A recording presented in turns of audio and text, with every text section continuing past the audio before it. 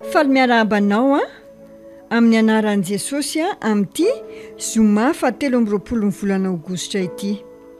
Ny rampisodiny famarinana an'io dia mitondra ny lohahevitra hoe fanapahana amin'ny menarana sy ny maingoka.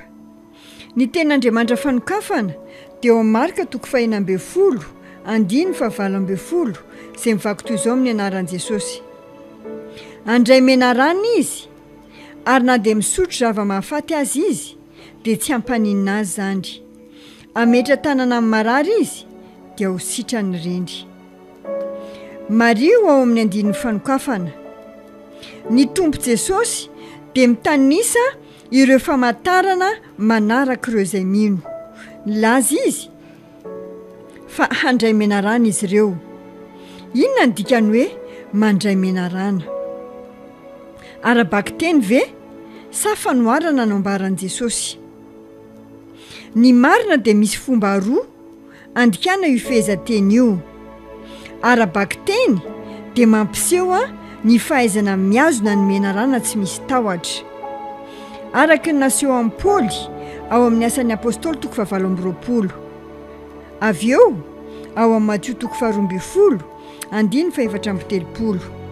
Jesosy dia nifanandrina tamin'ny olona sasany izay nantsoiny hoe taranaka menarana, izay mampiseho ny toetran'izy ireo, toetra mamitaka sy ratsy fanahy.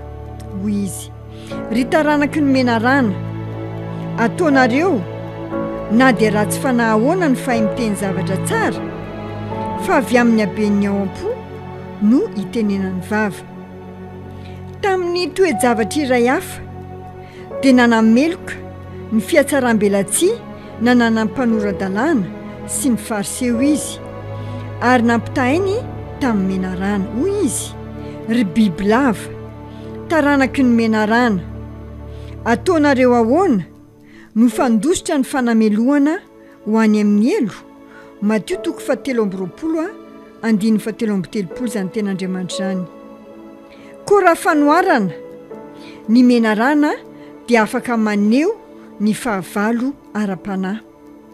Na izany aza, na inona endriny, na ara-batana na ara-panahy dia azonao atao ny mandray menarana, izay midika hoe mifehy azy sy manapaka aminy.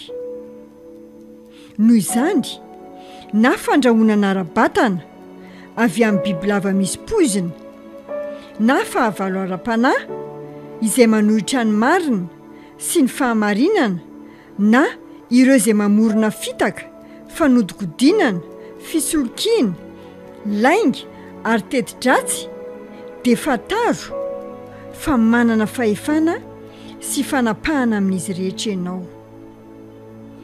Nanao fanambarana mahafinaritra ny Tompo ao amin'ny Luka 10:7 manao hoe, indro efa nomeko fahefana sy hery anareo anitsaka menarana sy maingoka, ary na koa hoe hery ara-batana sy ara-tsaina ary fahaiza-manao, ary andresy ny hery rehetra nanan'ny fahavalo, ary tsisy hanisy ratsy anareo akory. Nambarany arak'izany ny fahefanao sy ny fanapahanao amin'ny menarana sy maingoka arabaky teny sy ara-panoharana. Aleloia! Zao dia misy fanekem-pinoana izay anasako anao, izay teny dia ianao amerina izany amin'ny fonao rehetra.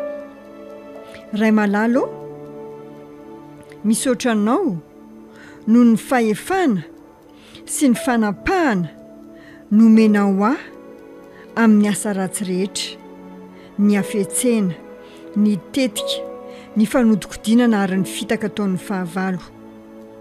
Mandeha amin'ny fahatokiana sy ny fahasahianao, satria fantatro fa tsisy afaka anisy raha tsy azandry raha mijoro tsara amin'ny fahamarinan'ny teninao aho. Manana hery sy fahefanana an-danitra sy ety an-tany aho mba hifeny tontoloko. Aleloia, aleloia. Manonona ako fa hitampity amin'izay rehetra alehanao amin'ity